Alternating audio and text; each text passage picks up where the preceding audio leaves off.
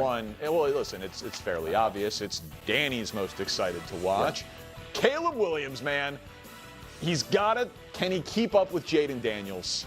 I think Drake May is going to be great. Yeah. He got to catch up. Catch-up's a better way to put it. You're right. Catch-up's a better way to put it. But in my mind, keep up. And here's the thing, and we'll talk about it at some point and later and for years and years to come. He was good. He was good. The situation was a disaster, and I have very specific goals in mind for year 2 of Caleb Williams, year 1 with Ben Johnson, because year 1 was complicated. Just improve across the board. 62% completion, give me 65 plus. You got a McVay offense now? That should be doable. You had 20 passing touchdowns, be the first Bears quarterback ever to get to 30 or more. 3,500 passing yards, be the first Bears quarterback ever to get to 4,000 or more. Only franchise with both of those barometers. Brew, I'm not even being too ambitious. He was sacked 68 times. Just get below 50. just be below 50. You aren't being that ambitious. It's a lot of sacks. He's getting sacked 49 times. I think it hurts those other numbers. Joe Burrow, he's up there. Aaron Rodgers has been up there at times. Just drop it a little bit, please, for your own health. And then wins double. Wins got a double. Wins got a double. Wins got a double. Wins. Double the wins. 9 plus. Oh, that's right. 9 That's plus. not bad. Caleb Williams. Seems doable. Okay, let's talk about this because this is actually messy. First off, I don't put the pressure on Caleb Williams to catch up or keep up with Jaden Daniels because he has a huge head start. Because he actually went to a coaching staff and a team that was ready to support him from the jump. Not to mention, he's a couple years older, more experienced, more mature in terms of his game. I don't mean, maturity in terms of like the traditional sense of the word. I mean it in the sports sense of the word. And so it's like, I give him that grace. They're not both in year 2 in that regard. Like, I look at this more as Caleb's rookie year because last year was such an insane mess. It is such an insane mess. Just having different coaches alone is such an insane mess.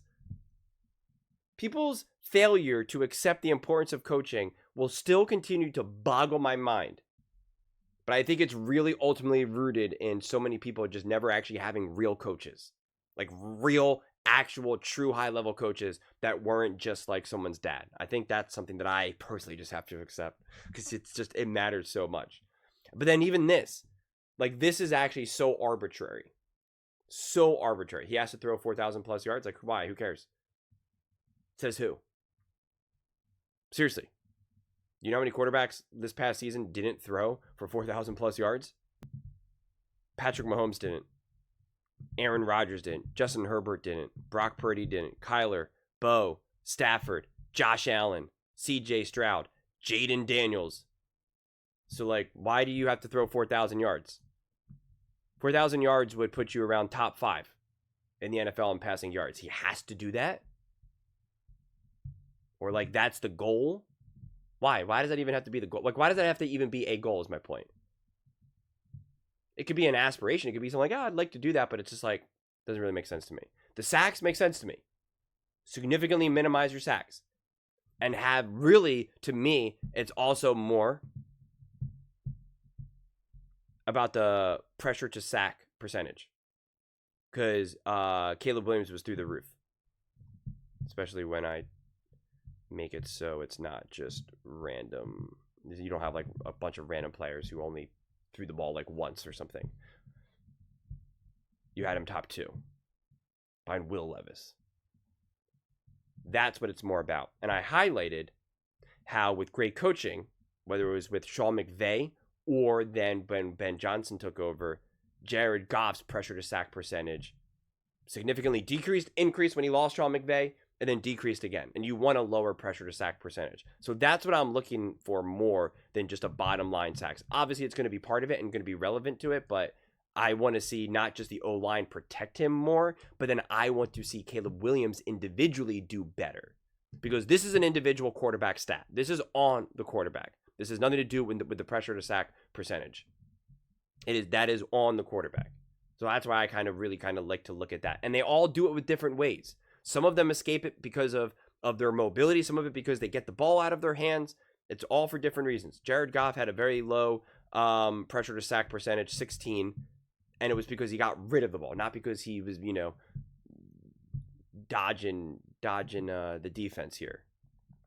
And then the wins, it's like, it's not the Caleb Williams goal. That's the Chicago Bears goal. That's the Chicago Bears goal. And even the passing touchdowns. You need 30-plus touchdowns? Again, says who? Just score the touchdowns. Look how many quarterbacks. Again, it would be top 5 in the NFL. So think about it. The goal for Caleb Williams in year 2, from my viewpoint, really year 1, he needs to immediately be top 5 in passing yards and top 5 in touchdowns. Do you know how extreme that is? Completion percentage is a very worthy goal. That makes sense. Right?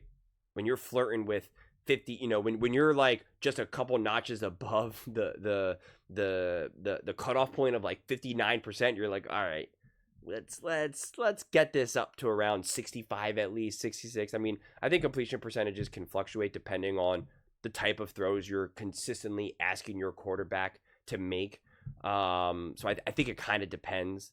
But I think people are always trying to figure out what is considered a good completion percentage, and it's just, again, it depends. Derek Carr was top 9 in completion percentage, right? Is that proof that he's a better thrower than a Patrick Mahomes?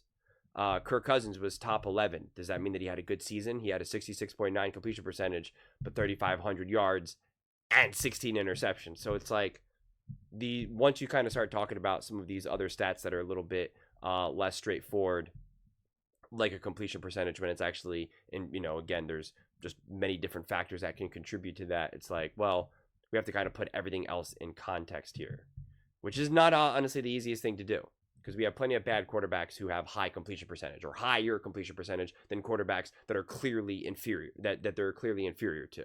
So it's just, you gotta, that's why there's so much data here, which is why I think it's arbitrary to be like, well, 30-plus passing touchdowns, 4,000-plus passing yards. It's like, the things that you really want to see him work on is throw more accurate. I want him to be more accurate, so completion percentage matters a little bit less because I want the actual accuracy. I'm fine if his completion percentage stays the exact same, but like the drops go up, so it's not his fault. Let's look at the adjusted completion percentage in that regard. Again, passing touchdowns, it's like, if you're still scoring touchdowns, if you're getting the ball to the 2, 3, 4, 5 yard line and they're running it in, okay, great, do it. I'm not knocking Caleb for that one. And yeah, and the passing yards. So this is what happens when we just kind of come up with arbitrary mathematical, statistical reference points just for fun. Just because we're just like, yeah, let's do it. That's the goal. The goal is to be top 5 in multiple categories. With his first time with first-year head coach Ben Johnson, coming off of a year that was an absolute disaster. It's like, I mean, okay, you want him to be on par with seasoned veteran Joe Burrow in year 2? Like, I guess. And don't get me wrong. And here's the thing.